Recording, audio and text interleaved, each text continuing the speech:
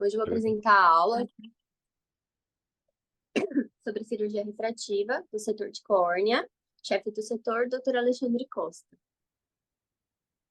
Para a gente entender a cirurgia refrativa, é muito importante que a gente entenda esses conceitos básicos, que é o que é a topografia de córnea, a tomografia de córnea e o que são as aberrações ópticas. Começando, falando sobre a topografia de córnea. Ela utiliza esse disco de plácido, que são essa série de anéis concêntricos, e que vão se projetar na superfície da córnea, refletindo através do filme lacrimal pré-corneano, para a gente conseguir descrever as características da superfície anterior da córnea.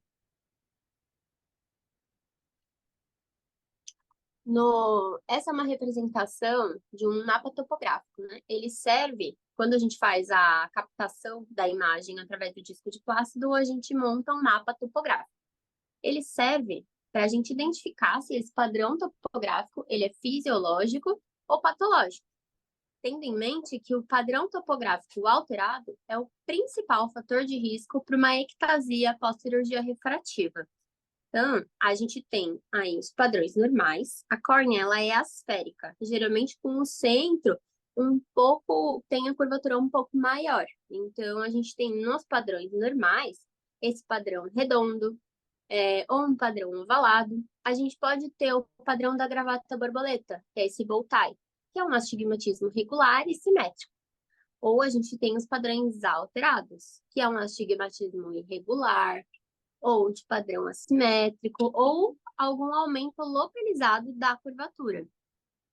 Na representação, a gente tem aqui na imagem abaixo cores quentes, representando áreas de maior curvatura, e cores frias, representando as áreas de menor curvatura. Eva, volta lá. Ó, Então, o mapa topográfico, ele é um mapa de elevação da córnea, né? Então, a gente vê a curvatura e aí as cores vão indicar qual tá mais curvo ou menos curvo. Tem que tomar cuidado porque estar mais curvo não significa necessariamente estar abaulado, uhum. tá? Então, isso se confunde, porque no ceratocone, normalmente você tem um abaulamento da córnea e o abaulamento faz ficar mais curvo, tá? Mas se você tiver uma, um ponto apertado, por exemplo, tá? O ponto apertado, normalmente ele aplana. E aí você vai ter um aplanamento naquela região onde está apertado. Mas logo depois de onde está mais plano, porque tem um ponto apertado, vai fazer uma barriguinha. E aí você vai ter uma curvatura maior, mas não significa que está abaulado, tá? Então é importante vocês terem isso em mente quando forem, por exemplo, analisar a topografia pós-transplante de córnea para ver que ponto vai tirar, por exemplo, tá? Normalmente a gente tira os pontos de onde está mais curvo, mas é muito relativo. Tem que analisar a refração, a topografia e o aspecto ali da biomicroscopia, tá? Abaixa um pouquinho aí isso para o mapa das... Aí, tá bom assim. Então tem que lembrar que o que que é normal, né? Então isso tem que... também é relativo aí, né? Um padrão redondo, assim, central, ele pode ser normal, mas ele pode ser um ceratocone do tipo nipple, tá? O que vai variar é a diferença, né, de curvatura da periferia para o centro e o tanto que aquilo ali está curvo. Então, qual que é a curvatura padrão normal da maioria da população? Qual, qual o valor? Você lembra? Padrão 43 por 43 ou 44 por 44. Isso, em torno de 43, vai, né? Uma curvatura média normal aí, 43 para 44. Então, tudo que for acima de 44, você já vai acender uma luz vermelha ali, né? Opa, isso tá normal? Ou isso é um ceratocone inicial? É uma ectasia? Por que que tá tão curvo assim, né?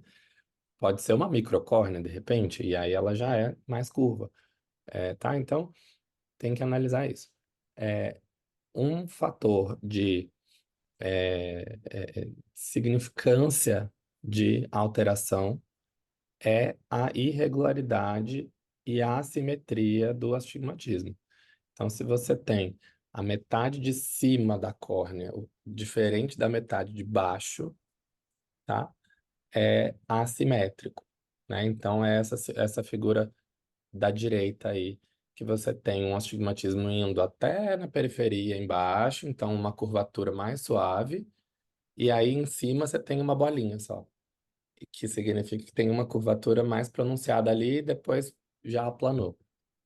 Essa assimetria do hemisfério superior para o inferior é sinal de alerta para alguma alteração corneana, tá?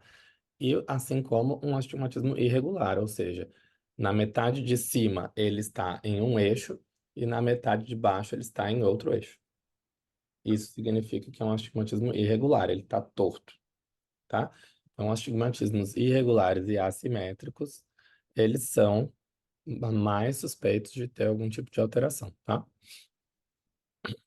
E aí, para a cirurgia refrativa, isso é um super sinal de alerta de que tem alguma alteração ali, talvez seja melhor não operar a cirurgia refrativa, porque pode ter alguma coisa acontecendo e se for um ceratocone frustro, por exemplo, se você fizer um LASIK, depois você tem um risco muito mais alto de ter uma ectasia.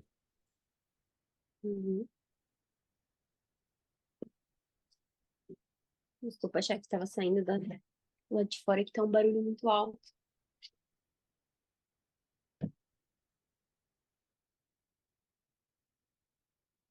Pode ir lá. Bom, é importante a gente ter em mente também o conceito de tomografia de córnea. A tomografia de córnea, diferente da topo, que a gente usa o disco de plácido, a gente usa essas câmeras de Shenflu. Esses nomes, eles são importantes para a prova. Então, ele vai definir os parâmetros da superfície anterior e da posterior. E ele vai permitir uma avaliação paquimétrica da córnea. O aparelho que a gente mais utiliza, né, para tomografia de córnea é o Pentacam. Então, ele vai gerar para a gente um mapa de elevação. Como a gente pode ver na imagem inferior aqui, nessa imagem amarelinha, ele usa uma esfera de referência projetada na córnea e as áreas que ficam acima da esfera de referência ficam em vermelho e as que ficam representadas em azul.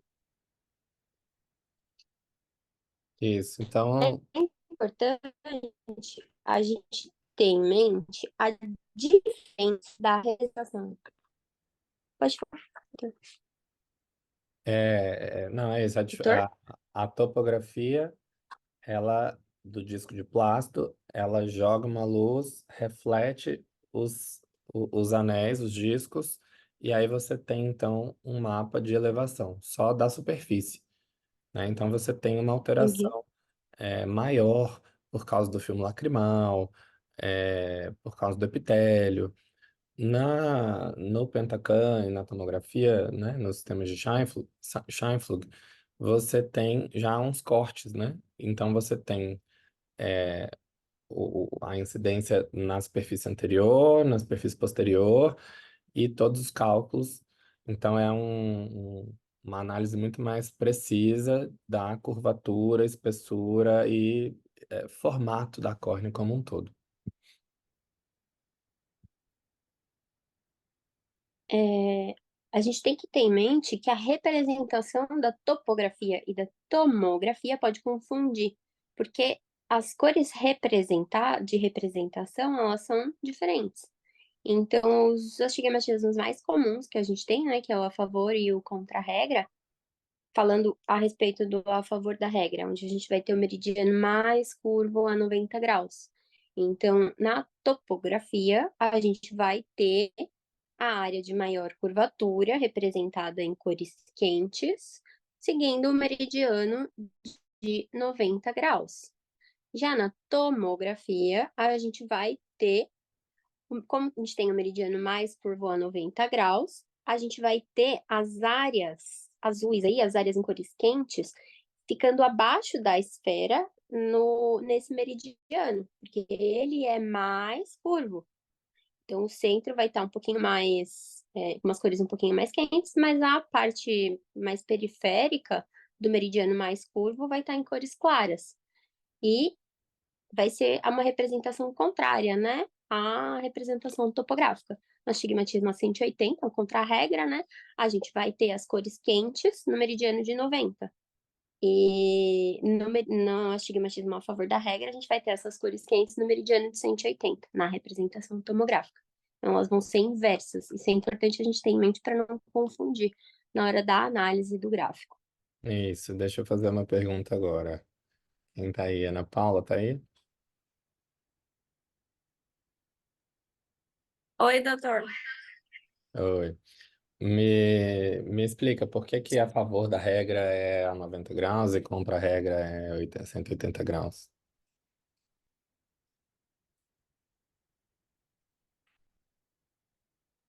Doutor, repete de novo, por favor. Por que que o astigmatismo a favor da regra é a 90 graus, mais curvo, e o contra a regra é a 180 graus?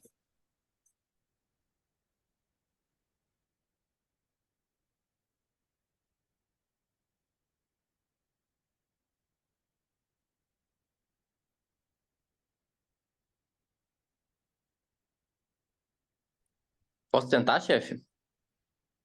Vai lá. Chefe, seria por causa do formato já da córnea. A favor da regra seria a favor da curvatura mais fisiológica dela, não é mesmo? Como assim? É isso? Explica melhor. Por exemplo, o a favor da regra, ele é a 90 graus a curvatura. É por causa do formato da córnea que ela não é uma esfera, ela é um pouco. Não tô sabendo explicar essa parte. Gente, só para deixar registrado, eu acho muito ruim conversar com pessoas que não estão com a câmera ligada, tá? Então, Ah, quando a gente está desculpa, fazendo chefe. uma aula, de preferência, todo mundo com a câmera ligada sempre, para eu saber que vocês estão aí. Que eu sei que todo mundo liga a câmera e liga a aula e não está nem escutando. E nós estamos aqui para aprender. Então, quero que todo mundo fique com a câmera ligada. Se quem não quiser ligar, saiba que eu não estou gostando. Opa, desculpa, chefe. Ah, Então, chefe, eu Chefe, acredito que seja mais por isso mesmo. o astigmatismo por é causa isso. da pálpebra também, né? Do peso da pálpebra. Então, é fácil de entender, assim, que é mais natural a gente imaginar que um olho possa estar achatado de cima para baixo, porque tem o peso das pálpebras e do músculo orbicular apertando ele o tempo inteiro, né? Então você Hum, tem um músculo orbicular fechando o olho ali, apertando ele de cima para baixo o tempo inteiro.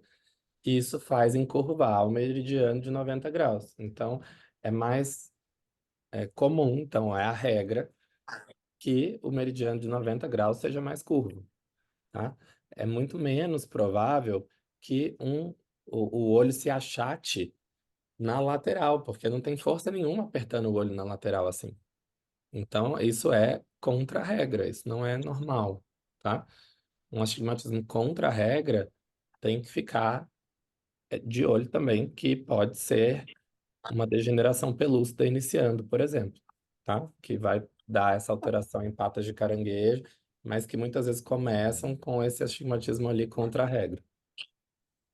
Chefe, idosos têm mais esse astigmatismo contra a regra? Não. Vai mudar o astigmatismo? Eu vi isso em algum lugar, que geralmente a gente pensa num astigmatismo a favor da regra em jovens e um contra a regra em idosos. Por causa da senilidade vai perdendo força do orbicular. e perde essa tensão. Mas eu achei estranho mudar a curvatura da. Nunca vi Não, mudar. não altera assim, não. Normalmente, quem tem um astigmatismo contra a regra já nasce com ele, já é constitucional e Uhum. ele fica igual a vida inteira, tá? A não ser esses astigmatismos contra a regra que são Patológicos, um né? início Degenerativos. ali de uma patologia que depois esse astigmatismo contra a regra que está simétrico, ele começa a ficar assimétrico, começa a ficar irregular e vai fazendo uma degeneração pelúcida, tá? Que aparece mais tardiamente, Certo. beleza? Pode seguir? Pode passar. Uhum. Bom, outra coisa que a gente obtém através do mapa tomográfico é o mapa paquimétrico, que ele vai avaliar a espessura da córnea. Isso é muito importante para a gente determinar a possibilidade ou não de fazer uma cirurgia refrativa, né? Então, para o CBO, se a gente tem 480 micras na porção mais fina da córnea, obtida através do mapa paquimétrico, já contraindica o LASIK. Lá na USP, eles utilizam uma linha de corte de 500 micras na porção mais fina da córnea para liberar ou não a cirurgia. Para fazer o implante do anel intraestromal, no local do trajeto onde a gente vai inserir o anel, a paquimetria não pode ser mais fina de 400 micras. Para crosslinking, o ponto mais fino também não pode ser abaixo de 400 micras. Porque quando a Ah, gente for fazer a cirurgia. Oi? isso. Aqui é importante, então, vocês entenderem o porquê disso, né? Então, qual que é a espessura normal média da córnea, do ponto mais fino?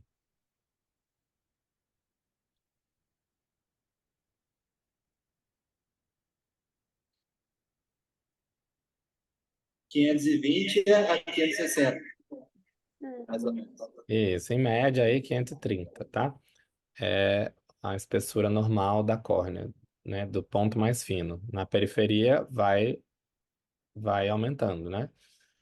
É, menos que 500 micrômetros da córnea, praticamente já é uma córnea patológica, tá? É muito raro ter uma pessoa normal, com curvatura normal da córnea, que sem, né, nenhuma patologia ali, que tenha menos de 500 micrômetros, tá? Por isso, é, algumas literaturas definem aí que 500 seria um ponto de corte para fazer o LASIK, porque se você faz o LASIK, tira mais uma camada da córnea para o flap, depois você vai aplicar o excimer laser e vai consumir mais uma camada da córnea para corrigir o grau da pessoa. E aí você vai ter, então, uma córnea muito fina. Então, por mais que existam cálculos para a gente ter um leito residual mínimo, que é isso que importa de verdade, quanto vai sobrar de córnea de leito residual depois da cirurgia refrativa, quando a córnea já tem menos de 500, 480 micrômetros, é muito pouco provável que essa córnea seja uma córnea normal. Então, você tem que ter cuidado com isso. Agora, se eu fiz um LASIK, aí a pessoa ficou com 480 de córnea residual, e eu quero, de repente, corrigir, fazer um retoque, corrigir um pouco mais do grau. Posso fazer? Provavelmente sim, tá? Porque as condições iniciais da córnea eram mais favoráveis e você só precisa fazer um retoque, tá? Da alteração. Ou muitas vezes, se for um leito residual já muito fino, esse retoque ele pode ser feito até com um PRK para consumir a córnea que está em cima, no flap, e não do leito residual. Porque o que está no flap você já desconsiderou em termos de biomecânica, tá? Uhum. Para o anel, a questão da espessura é porque você vai ter um risco de perfuração do endotélio, dependendo se você tiver com a córnea menor, mais fina do que 400, na hora de fazer o túnel e implantar o anel, você pode acabar perfurando. E no crosslinking, se você tem uma espessura muito abaixo de 400 micra no ponto mais fino, você vai correr um risco de lesar o endotélio, tá? Pode seguir? Pode. Outro conceito muito importante é a gente entender o que são as aberrações ópticas. Elas descrevem o comportamento dos raios luminosos na sua interação com o nosso sistema óptico. Então, aqui a gente tem a representação de um sistema óptico livre de aberrações, que seria, idealmente, que todos os raios que atravessam o nosso sistema óptico, na fila lacrimal, a óptica, eles fossem convergir para um ponto apenas focando na retina. E a nossa córnea, ela é asférica e ela tem uma aberração esférica positiva. Ela tem uma asfericidade para tentar combater esse fenômeno, mas mesmo assim, a córnea ela tem naturalmente aberração esférica positiva, o que significa que os raios periféricos, que entram mais periféricos na superfície ocular, eles vão focar antes do plano da retina. O polinômio de Zernike, ele vai descrever qualitativamente as aberrações ópticas e vai caracterizar os tipos possíveis. O que a gente tem que ter em mente nessa representação? A gente tem aberrações, basicamente, de baixa ordem e aberrações de alta ordem. Aberrações de baixa ordem é grau, principalmente de segunda ordem, eu vou explicar melhor a seguir. Já aberrações de alta ordem são geralmente córneas superfícies oculares patológicas, que a gente vai ter esses pontos focais, né, esses raios convergindo para pontos diferentes, antes e depois da retina. Mas os de baixa ordem, geralmente, é grau. Aqui, a gente tem o exemplo dessas aberrações. 85% das aberrações ópticas que ocorrem na interação dos raios de luz com o nosso sistema óptico são de baixa ordem, de segunda ordem. Então, a gente vai ter a curva de defocus, que é miopia e hipermetropia, ou de astigmatismo. A gente tem as de terceira ordem, que é a principal aberração relacionada com o ceratocone, e as de quarta ordem, que é a principal aberração induzida pela cirurgia refrativa. A ordem, ela tá representada pelo Nzinho, que é o número que fica bem abaixo do E, que fica bem abaixo ali do Z. E a frequência com que ela aparece vai aparecer no M. Isso é um pouco confuso de entender, doutor Minha. Aqui vocês têm que, na verdade, assim, volta lá na outra figura.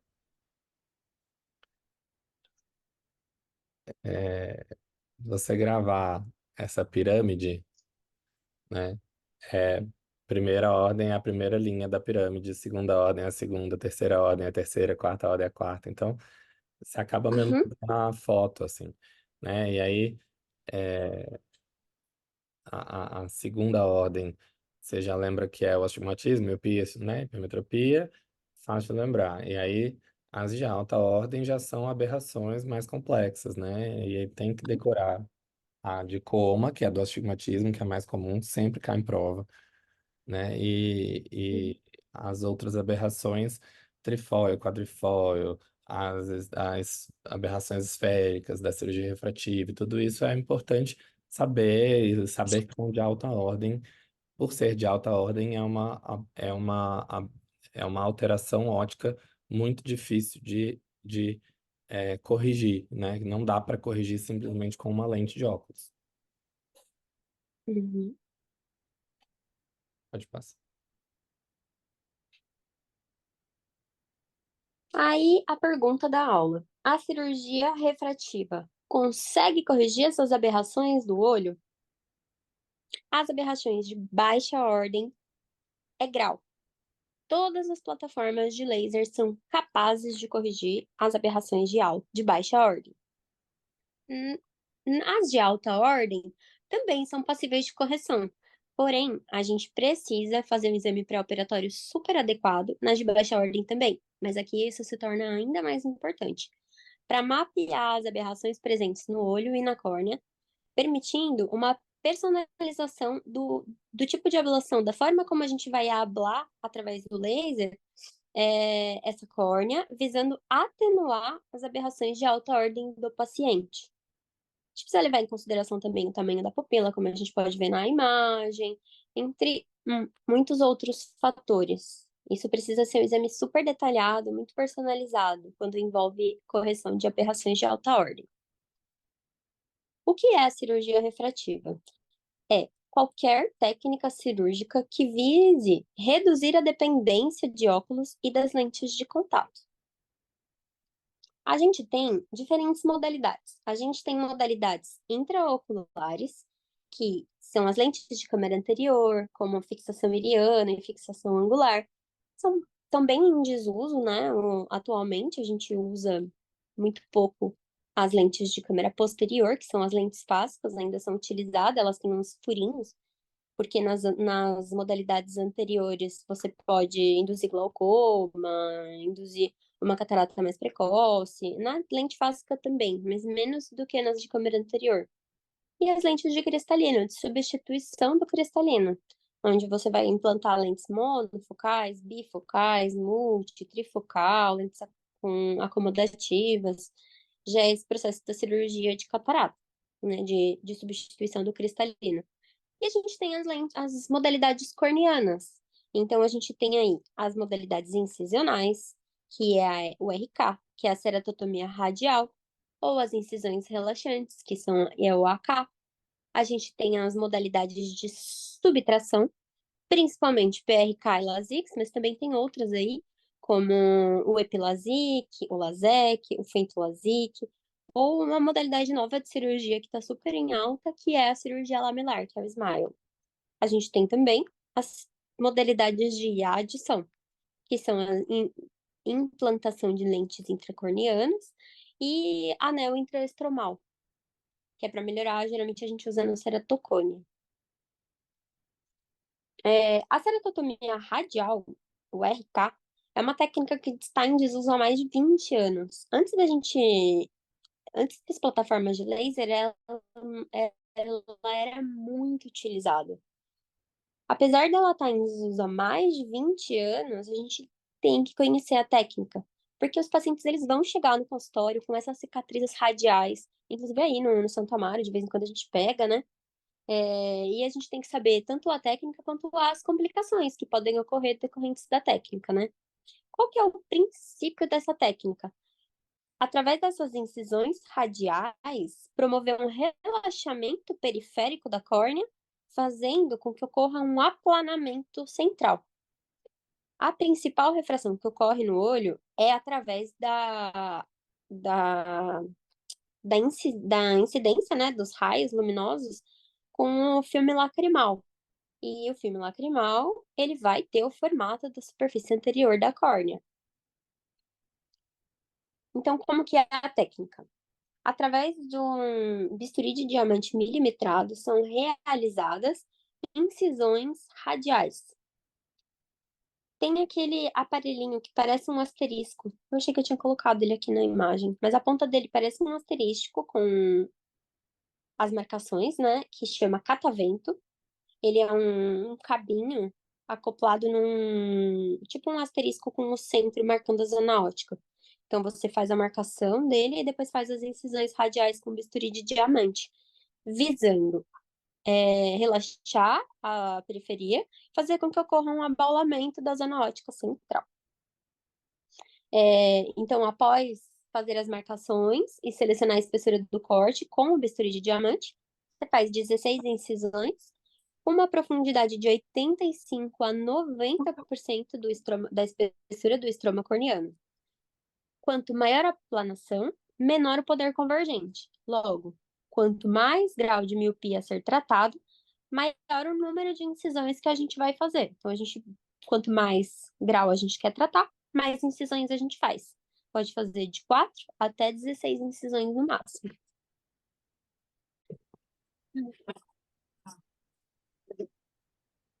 Bom, retomando então, a gente estava falando sobre a técnica da RK, né?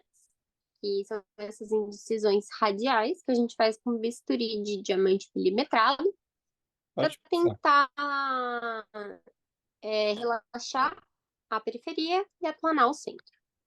A gente também começou-se a fazer essas incisões arqueadas, que a gente vê ali no eixo de 90 graus, né, na córnea, para chama incisões arqueadas ou relaxantes limbares, para tentar corrigir um astigmatismo associado. Essas incisões, elas ainda são utilizadas hoje durante a cirurgia de catarata. Quando a gente vai colocar quando o paciente tem um astigmatismo e a gente não vai colocar uma tórica, a gente pode fazer no eixo mais curvo essas incisões para tentar aplanar. A incisão, ela aplana mais ou menos meio grau, né, chefe? Pelo que eu tenho uma lida. Essas incisões, elas vão ajudar um pouco na correção do astigmatismo durante a cirurgia de catarata com uma lente que não é tórica. Isso, corrija um pouquinho. Às vezes, cirurgiões que fazem RK, dependendo da situação, às vezes usam. Que é muito importante a gente ter em mente.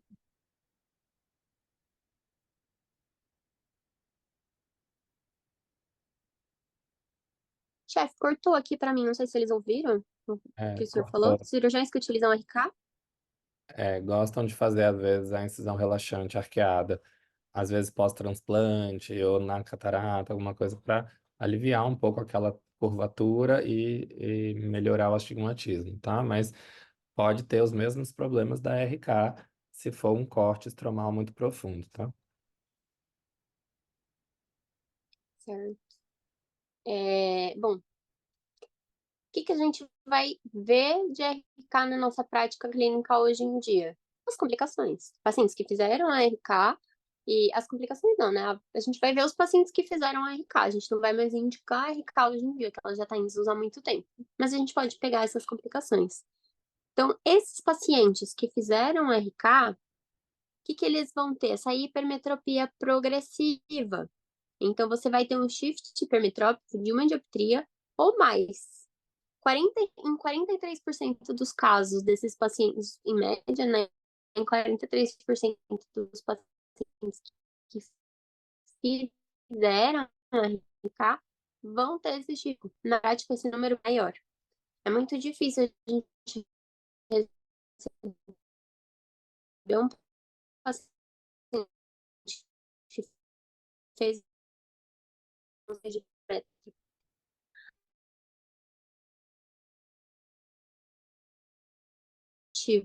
porque ele vai aqui no 100 por ano. Então, esse corte, ele não vai se usar. Então, se a gente vai por esses cortes pro resto da vida, assim, que tenham sofreram um trauma, você pode ter reações ali, né? Que a abertura do epitélio, a abertura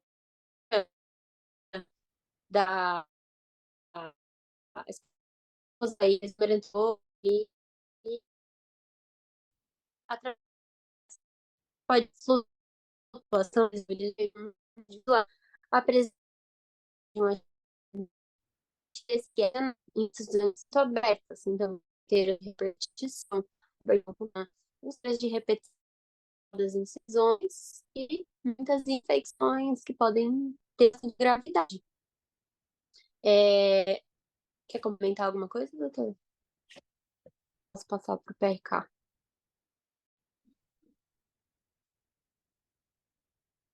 Oi. Aí eu esperamos ela voltar. Alguma dúvida, gente, sobre a RK?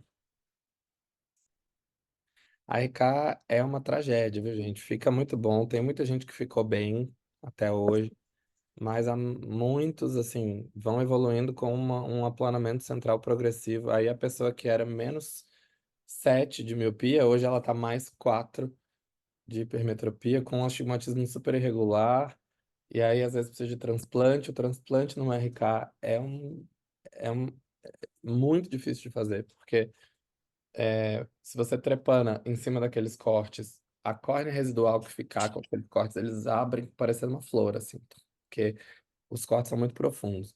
Então, é muito difícil. O transplante pós-RK, você tem que suturar todos os cortes primeiro, antes, tá? Na periferia, antes de trepanar a parte central, senão abre tudo que nem uma flor, assim.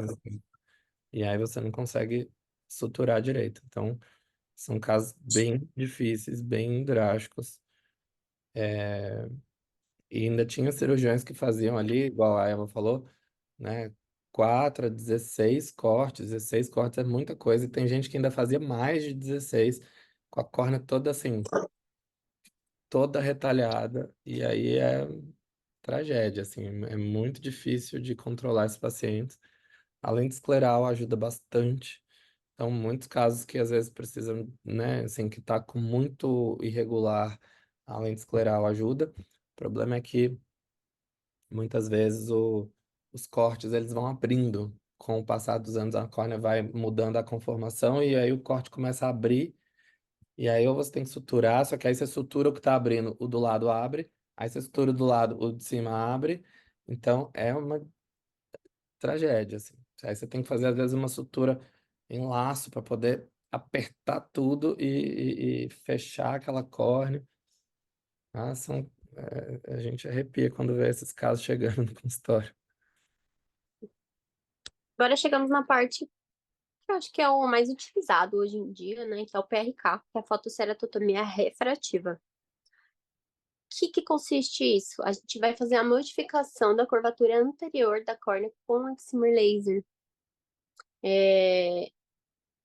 O que é o excimer laser? Isso cai bastante em prova, esses dados do excimer laser, né? Ele usa um comprimento de onda de 193 nanômetros, pulsos de ultravioleta, gás hélio e fluoreto de argônio para fazer a ablação da córnea.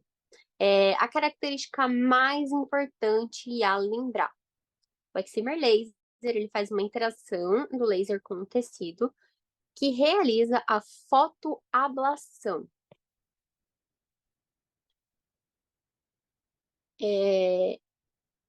Os padrões de ablação do PRK, o que é o PRK? A gente vai tirar um flap mecanicamente a gente remove o epitélio com um cerátomo, né? E aí a gente vai fazer a ablação com um excimer laser. Então, os padrões que a gente expõe o estroma para fazer a ablação. Então, os padrões de ablação. Um olho míope, a gente vai ter um olho com um excesso de convergência. Então, a imagem, ela vai formar antes da retina. Qual é o nosso objetivo na cirurgia de PRK no olho míope? É reduzir o poder dióptrico de convergência do olho através da fotoablação de tecido da região central para aplanar a córnea. Olha lá na imagem embaixo na onde está escrito padrão miópico. Então, a gente vai fazer a remoção mecânica do epitélio, expor o estroma e aplicar o excimer laser na região central, onde estão essas setinhas. Fazendo isso, a gente vai obter esse padrão de um centro mais plano e a periferia com uma curvatura maior, visando reduzir a convergência do olho, para tentar jogar a formação dessa imagem lá para a retina. No hipermétrope, a gente também faz PRK para correção de hipermetropia, a gente faz o inverso. A gente vai fazer um padrão de ablação em anel na média periferia. Qual vai ser o nosso objetivo? Tentar aumentar a curvatura central para aumentar o poder dióptrico de convergência. A gente vai tentar aumentar a convergência desse olho. A gente vai tentar aumentar a convergência desse olho para tentar jogar essa imagem que está formando depois da retina na retina.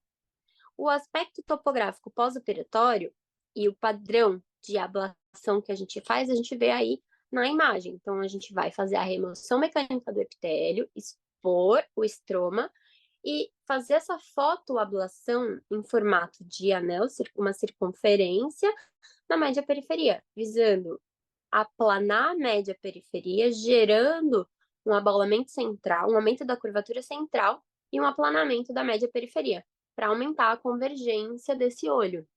O aspecto topográfico cai muito em prova. Então, decorem essa imagem do padrão da superfície corneana pós-PRK e pós-LASIK, é bem parecido, no paciente míope e no paciente hipermetrópico. Então, no míope, vai ter esse meio com uma curvatura menor, com uma diminuição da curvatura, com cores frias, e no hipermetrópico a gente vai ter cores quentes na porção central. Quais são as indicações para a gente fazer um PRK no paciente? O paciente tem que ter mais de 18 anos, ele tem que ter uma estabilidade refrativa, de alteração da refração de, no máximo, meia dioptria em 1 ano. Lembra que a gente falou que o aspecto topográfico é o principal risco para ectasia pós-refrativa? Então, a gente tem que ter uma topografia regular e simétrica. A gente tem que ter uma paquimetria inicial maior que 460 e uma paquimetria final menor que 400. Então, a gente tem uma formulazinha, eu vou mostrar a seguir, de quanto que a gente precisa, quanto que cada grau que a gente vai reduzir consome de estroma durante a fotoablação. Então, a final tem que ser superior a 400, não pode ficar menor que isso. A curvatura final tem que ficar acima de 35 e 36 e abaixo de 48 a 49. Isso daí vai diminuir, senão a gente vai ter muita aberração óptica, a qualidade visual vai ficar muito ruim. Quando se trata de altas ametropias, cada plataforma de laser, isso vai variar com a marca. Tem um padrão de consumo de tecido em micrômetros. Então, para cada grau a ser aplanado, a gente tem essa fórmula. A paquimetria final vai ser igual à paquimetria inicial, subtraindo o valor por micrômetro consumido por grau do laser, multiplicado pelo grau a ser reduzido. As contraindicações. Quando não fazer o PRK. Pacientes com ectasias corneanas, pacientes que têm colagenoses, que têm um olho seco severo, né? Um Sjögren aí, por exemplo. Principalmente com LASIK, mas o PRK também a gente tem que avaliar muito bem se vale a pena fazer. Pacientes que têm cicatrizes ou que já tiveram herpes simples ou zoster, alguma cicatriz neurotrófica que esse paciente tem a perda da sensibilidade, tem um risco de reativar o herpes, tem um atraso na cicatrização corneana, casos de ceratrite neurotrófica, gestação, isso é muito importante. Nunca fazer uma cirurgia refrativa numa paciente grávida. Os hormônios gestacionais, eles podem mudar o grau do paciente e eles podem deixar essa córnea mais maleável. Então, a gente pode fazer uma hiper ou hipocorreção. Não vale a pena fazer. Essa gestante, ela vai reclamar. Muito provavelmente você vai ter que reabordar ou você vai fazer um procedimento que não vai dar certo. Pacientes com diabetes mal controlados ou pacientes com distrofias estromais anteriores, por exemplo, Reis-Buckler, a gente pode utilizar isso daí.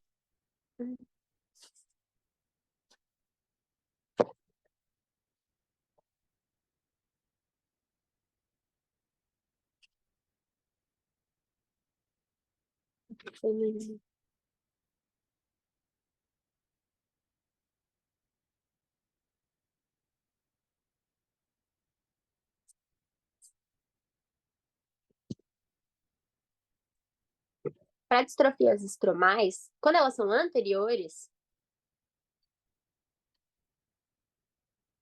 pronto? Estão me ouvindo bem agora?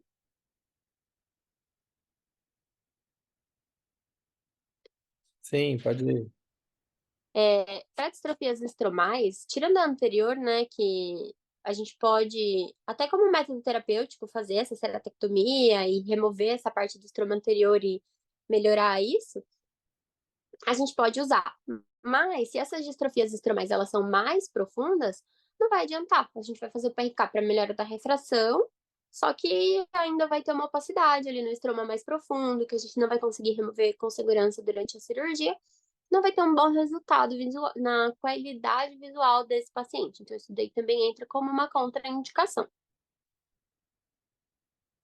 Técnica cirúrgica do PRK.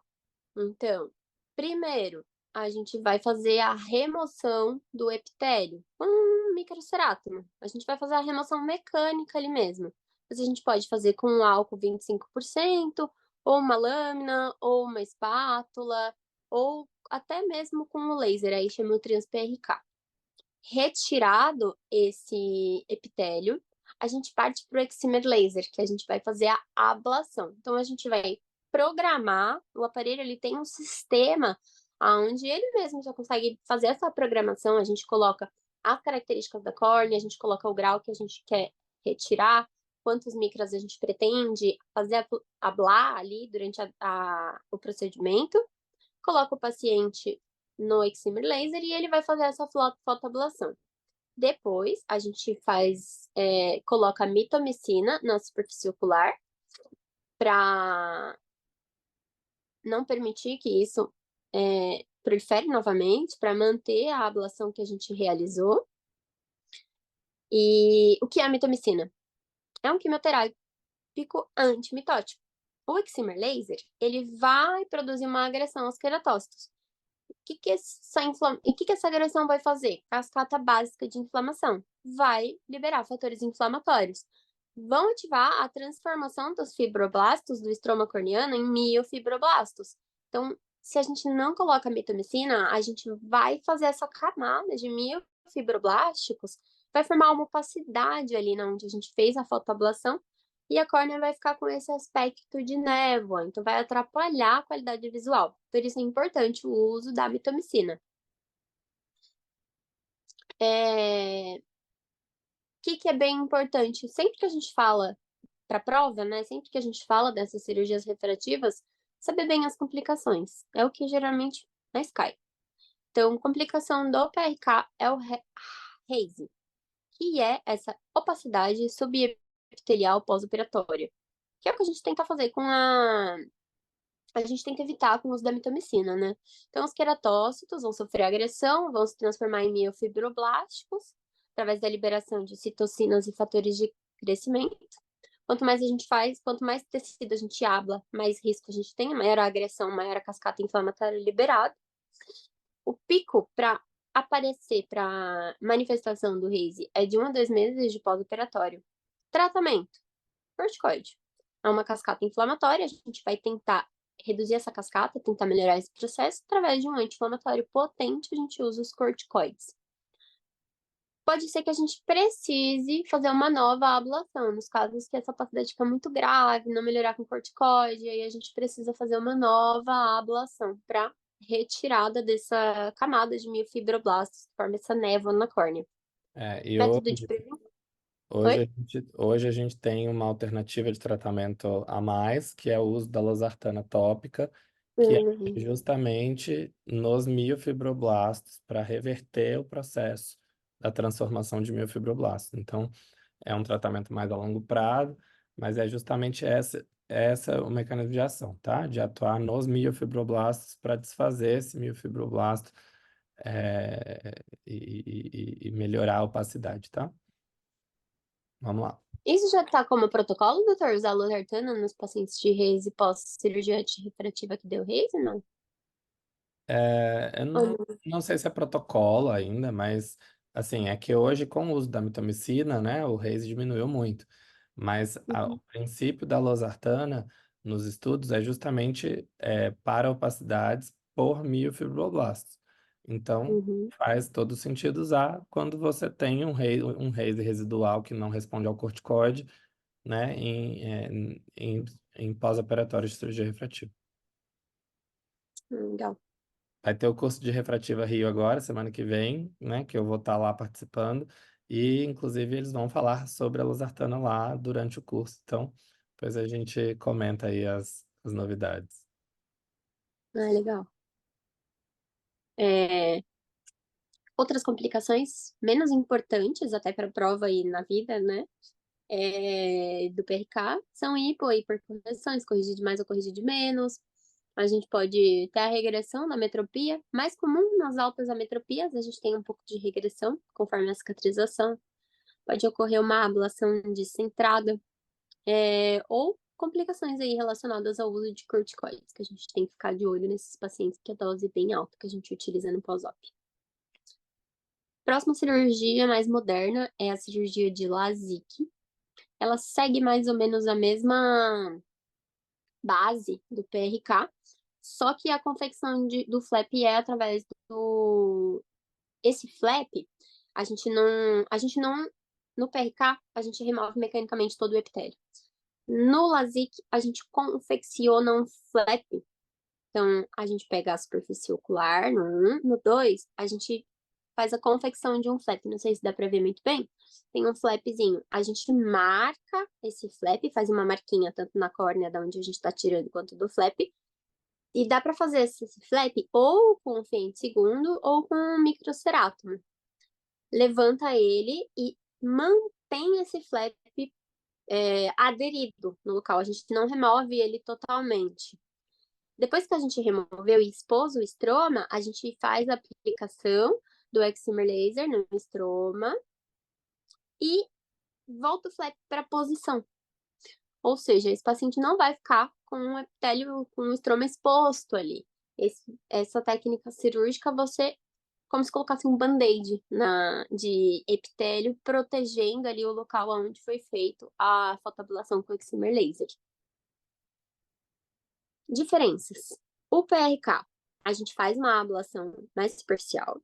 No LASIK, a gente faz uma ablação um pouco mais profunda, que como o epitélio ele é preservado, a gente vai ter essa manutenção do epitélio na contagem da espessura corneana ser reduzida, né? No PRK, você vai ter uma córnea desepitelizada, então pacientes vão ter muito desconforto no pós-operatório. A gente deixa com lente de contato para tentar melhorar esse desconforto, mas mesmo assim é desconfortável.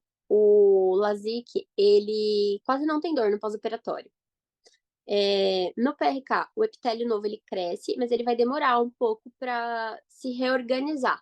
Então, no LASIK, como você volta ali o epitélio já pronto, sem dano a ele, geralmente, você vai ter uma recuperação visual muito mais rápida. Então, uma vantagem grande do LASIK é para um paciente que quer uma recuperação visual mais rápida, que ele quer voltar logo a trabalhar, ou um paciente mais sensível à dor, a gente tende a indicar mais o LASIK nesses casos. Fundamental a gente saber do LASIK é a ectasia pós-LASIK. Alguns pacientes começam com quadros de perda visual progressiva após a cirurgia do LASIK. Fatores de risco muito importantes. Idade, quanto mais jovem, maior o risco. Voltando lá para a topografia. A irregularidade ou assimetria topográfica, esse vai ser o principal preditor. Ou quando a gente faz uma ablação muito profunda. Então, a gente vai ter um aumento da curvatura e um afinamento. Faltando um fator de risco muito importante, que é paciente atópico, coçador, Uhum. tá? Ou histórico de ceratocone na família. Esses são os principais fatores de risco. Então, você pega um paciente com a córnea fina, mesmo com uma curvatura normal, mas que é atópico, que coça o olho sem parar, esse paciente vai ter ectasia se você fizer um LASIK.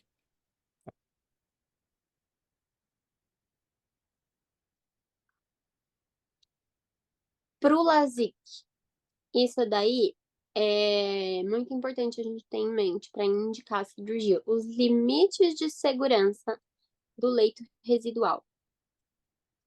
Atualmente, mundialmente falando, a gente tem que esse leito residual ele tem que ser maior que 250 micrômetros para a cirurgia de LASIK. A gente vê aí na imagem superior a espessura do flap, a espessura de ablação, marcadinha em verde, e o leito residual. Isso tem que ser maior do que 250 micrômetros. O que vai determinar o quanto a gente vai fazer de ablação aí, subtraindo na espessura do flap, que isso vai ser segundo cada plataforma de laser. A refração do paciente, o cálculo que a gente vai fazer de quanto que vai retirar de espessura para diminuir o grau. E a zona ótica e o perfil desejado para cada paciente, né? Então, otimizar isso, personalizar para deixar esse limite de 250 micrômetros. Você tem 8 minutos para acabar a aula. Eita Deus. Bom, o cálculo que a gente está utilizando bastante hoje em dia, e até foi de um estudo brasileiro, é a espessura do flap. É esse segundo cálculo utilizado aqui. É a espessura do flap mais a espessura da ablação, subtraindo a espessura total da córnea, que tem que ficar de 40%. Lembrando que a gente tem que ter a córnea com uma espessura mínima que permite a gente realizar. Isso daqui cai pra caramba em prova, que é quando a gente indica o PRK e quando a gente indica o LASIK. Tudo, lembra que tudo é PRK. Olho seco, distrofia, risco de trauma, a cirurgia personalizada, o tamanho da fenda palpebral, a órbita mais profunda, a paquimetria mais fina, tudo a gente indica PRK. Agora, paciente que precisa recuperar rápido ou que tem sensibilidade à dor, a gente vai indicar o LASIK. Técnica cirúrgica do LASIK. Isso é bem importante, isso cai bastante também, eu vi muita questão sobre isso. Quando a gente vai fazer a confecção do flap com um fento-segundo, a gente coloca tipo um copinho que acopla na superfície corneana.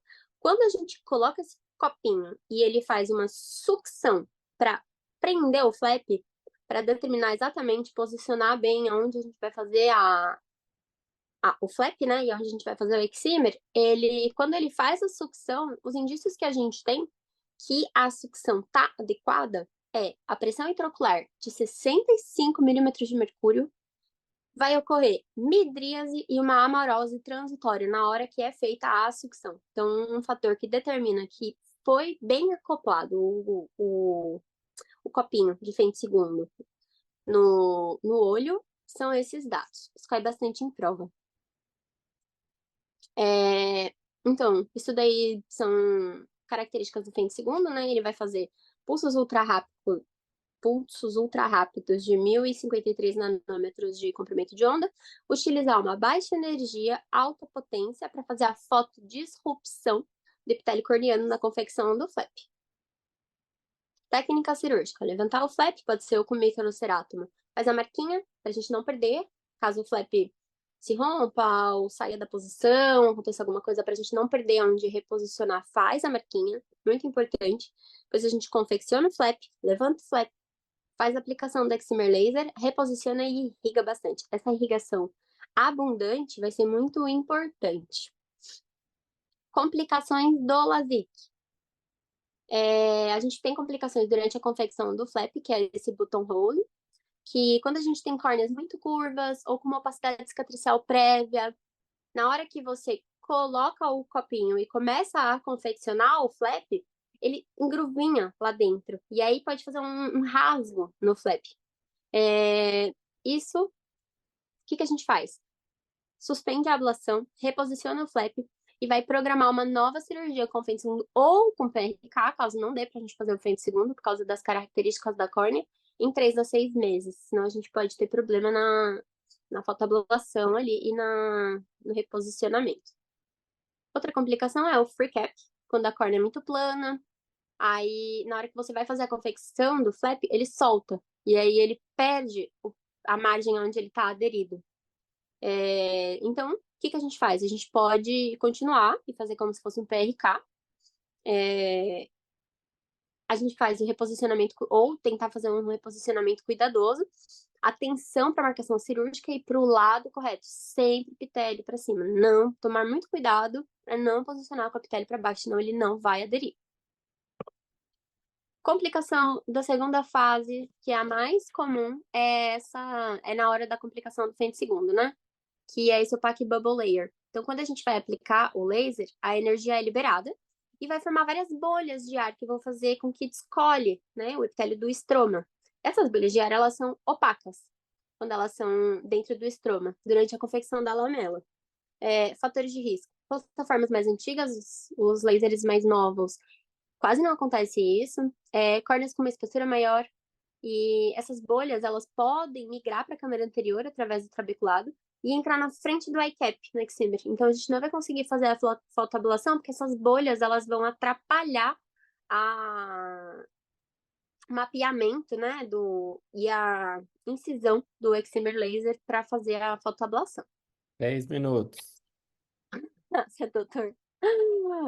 Outras complicações são as estrias no flaps, são relacionadas à confecção. Então, do pós-operatório, você olhou esse olho do paciente, tá com essas estrias, precisa reabordar precocemente, se tiver no eixo, se tiver muita estria. Outra complicação bem importante é a ceratite lamilar difusa, que ela é puramente inflamatória, vai ocorrer no primeiro dia de pós-operatório, ela é restrita à interface. Conduta, corticoide ou AINE, ou até uma lavagem da interface, mas geralmente a gente faz corticoide ou AINE. Complicação importante aí, mais grave, é a ceratite infecciosa, vai acometer várias camadas. Você vai olhar, ela vai estar além da interface. Geralmente bactérias gram-positivas, nocardia, micobactérias, fungos, vai aparecer em 2 a 3 dias de pós-operatório. Importante. Fazer cultura e entrar com macrolídeo mais aminoglicosídeo mais uma quinolona de 4ª geração. Isso pode ser bem grave. A gente entra com bastante cobertura. Outra complicação, epithelial ingrowth, que fatores de risco é reabordagem do flap. Conduta conservadora, então a gente vai fazer o quê? Vai formar esses crescimentos, essas proliferações epiteliais aqui, como na imagem a gente consegue ver. O que a gente vai fazer? Levantar e lavar bem o flap. Outra complicação, ceratopatia estromal induzida por pressão, vai surgir aí após 10 dias ou 2 semanas de cirurgia. Fatores de risco, pressão intraocular elevada ou quando a gente usa muito corticoide em pacientes que são sensíveis ao corticoide. Vai formar um bolsão na interface, vai formar uma hipotonia paradoxal, porque tem esse bolsão, quando a gente mede a pressão, vai parecer que esse olho está hipotônico, mas na verdade ele está hipertônico. Conduta, regra de corticoide e uso de colírios hipotensores. Outra técnica são as lentes fásicas, que a gente usa para corrigir altas ametropias, ou quando a gente tem alterações corneanas que não permitem a realização do excimer laser para ablar. Necessário avaliar o endotélio e a anatomia da câmara anterior. Complicações: irite, perda endotelial, ovalização pupilar, catarata, descolamento de retina, deslocamento da lio ou um bloqueio pupilar. Lembrar que sempre que for implantar uma lente fásica, fazer uma iridectomia. O nosso artigo fala dessa nova técnica que está sendo super utilizada, está super em alta, que é o Smile. Deixa eu mostrar. Vou te Oi? cortar porque falta menos de 1 minuto para acabar. Uhum. Leiam depois o artigo, que é muito legal. O Smile, basicamente, a gente retira uma lentícula de córnea de dentro da córnea, em vez de fazer a aplicação com o excimer laser, né? Faz o corte com femtosegundo e retira o que seria ablado. E você tem o mesmo efeito visual. É muito legal, muito pouco feito no Brasil, mas uma técnica que está ganhando muito espaço, tá? Ótima aula. Depois a gente comenta. Daqui a pouquinho a gente se vê aí no ambulatório. Vai cortar a gravação aqui. E aí, depois a gente complementa qualquer dúvida, mandem aí, tá bom? Obrigada, doutor. Obrigada, pessoal, pela atenção. Bom ambulatório para Obrigado, vocês. Aline. Tchau, tchau. Tchau.